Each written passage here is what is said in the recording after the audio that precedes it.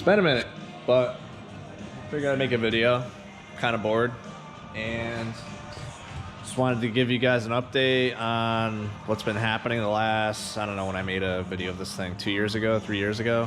I did the Trail Gear bead locks, along with some Toyos that are almost at their expiration date. I did the rock sliders, which I should have did this way sooner. Very happy I did this though. What else did I do? I did the hydro assist. That ram's hiding right behind that tie rod. Then of course the engine. Right now she's not happy at all. As you can see, that compressor nut is missing. I don't know where it went. I took the intercooler out and I was hoping I would find it sitting right inside there, but I didn't. So that's still a mystery. Cylinder 6 has about 50 or 60 PSI. The engine's gonna have to be torn down to be rebuilt. Other than that, the engine's been finding all my weak points in this thing. I ended up having to do a anti-rat bar. And what I'm doing right now currently is I took the rear T-case out to swap in some duals. I did the 4.7s in the rear and then 2.28s in the front like everybody else does. Doing the front range off-road cross member.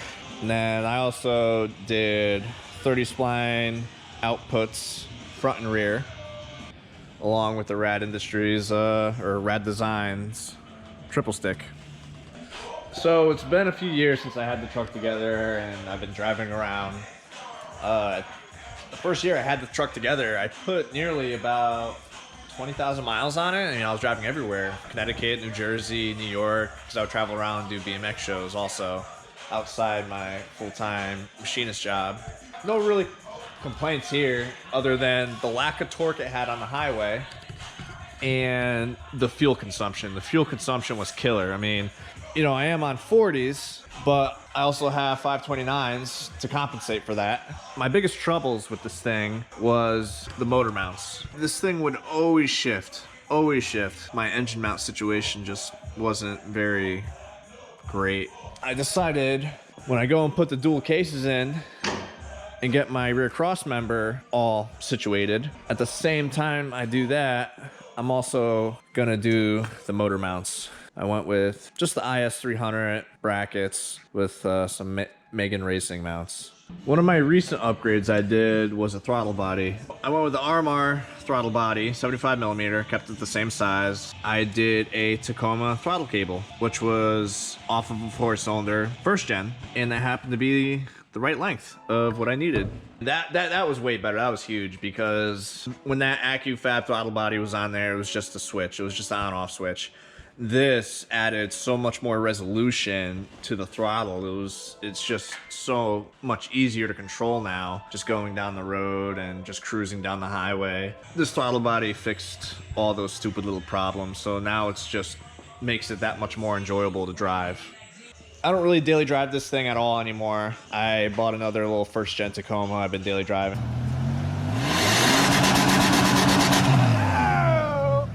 Some open diff shit going on. Hit it harder. Yeah. So this sits throughout the week, and then on the weekends I party with it. But partying is on a hold at the moment. Another thing that I made for this truck that I actually put some effort into was the half doors. Haven't installed them yet.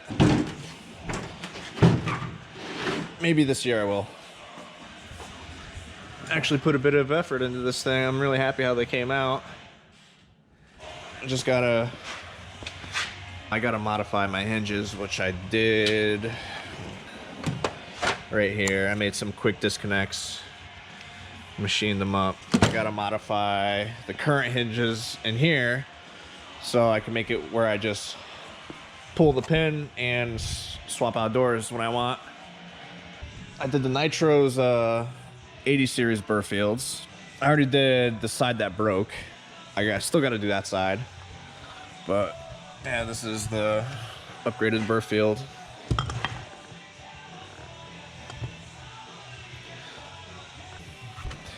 And I'll show you the other one. Just everything inside exploded. This was 3rd gear, 4-low, 2-stepping, and then just dumping clutch at like 35, 4K. And that's the outcome of that. Now, besides doing the dual cases and rebuilding the 2J, there's one more thing I have to address, and that's rebuilding the rear end again. I just rebuilt this thing last year. I don't know, already the pinion bearings are making a really bad noise. I mean, it still has, it's not loose or anything, it still has preload. What I think happened was the locker, something internal went wrong, because the locker is giving me problems when I go around corners or in parking lots, or when I simply just take off from a red light, where it almost feels like I'm missing a drive shaft, and then all of a sudden it kicks in and goes. Or I'll take off from a red light on a hill, and all of a sudden I'll just be one-wheel drive. You know, I'll just hear the locker just make an awfully bad noise, and then, you know, I know this side's engaged. Like, oh, yeah, the other side just engaged. But I think something happened internal where one of the pins maybe snapped. I don't fucking know. And then something got caught in the pinion bearings. Regardless, I'm not really too worried about it, only because I have the lifetime warranty with the Grizzly locker. But the only thing that sucks is the new ring and pinion I just put in there might be toast. I'm not even sure. I'm gonna assume it is. That's about it. Just gotta fix those 3 things: rear end, rebuild the engine, and then upgrade the dual cases, finally. Anyways, this is all I had to say about the truck. Thanks for watching the video, guys. Peace.